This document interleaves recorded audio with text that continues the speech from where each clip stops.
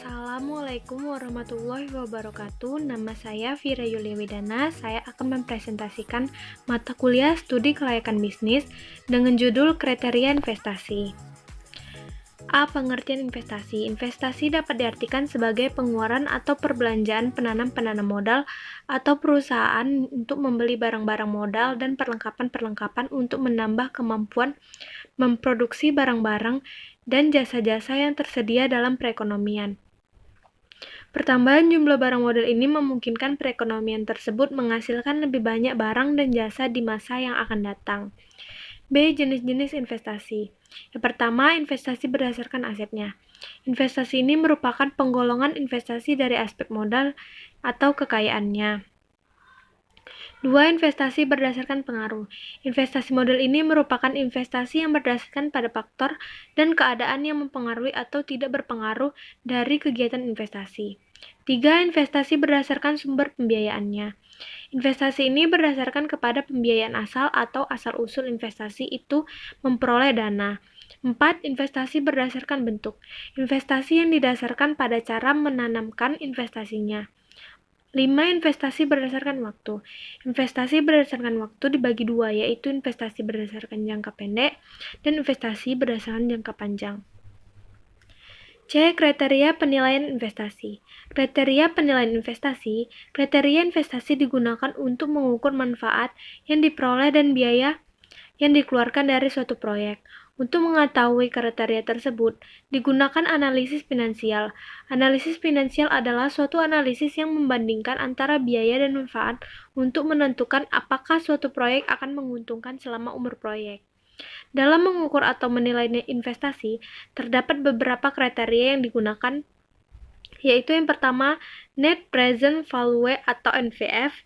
NPV adalah kriteria terpenting dalam evaluasi sebuah investasi, merupakan tujuan manajemen keuangan semua perusahaan untuk meningkatkan atau menciptakan nilai tambah bagi para pemegang saham.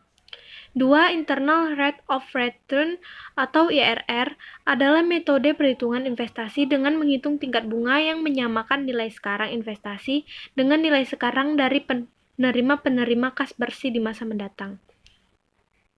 3. Payback Period atau PP adalah suatu periode yang diperlukan untuk dapat menutup kembali pengeluaran investasi dengan menggunakan aliran kas neto atau net cash flow atau total arus kas bersih dalam periode tertentu sama dengan pengeluaran investasi di awal periode.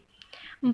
Profitability Index atau PI adalah menghitung nilai tunai arus kas masuk bersih dibagi nilai tunai investasi. Jika nilainya lebih besar dari 1, maka proyek nilai investasi tersebut dianggap layak, dan sebaliknya. 5.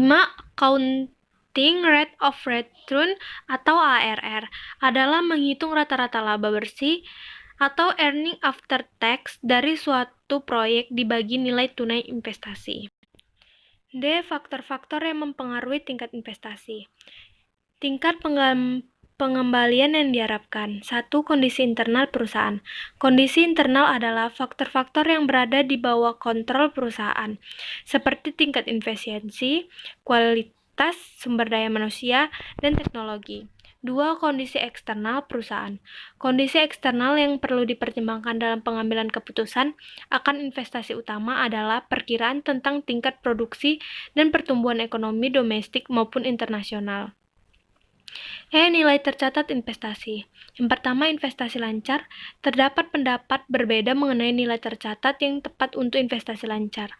Ada yang menekankan bahwa untuk laporan keuangan yang dipersiapkan menurut biaya perolehan aturan umum tentang biaya dan nilai bersih yang direalisasikan, yang mana yang lebih rendah dapat diterapkan pada investasi, dan karena kebanyakan investasi lancar dapat dipasarkan.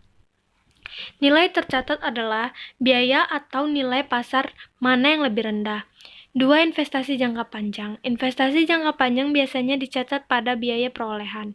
Tetapi jika terjadi penurunan yang tidak bersifat sementara dalam penilaian investasi jangka panjang tersebut, nilai tercatat dikurang untuk mengakui penurunan tersebut. 3. Pelepasan investasi atau disposal of investment.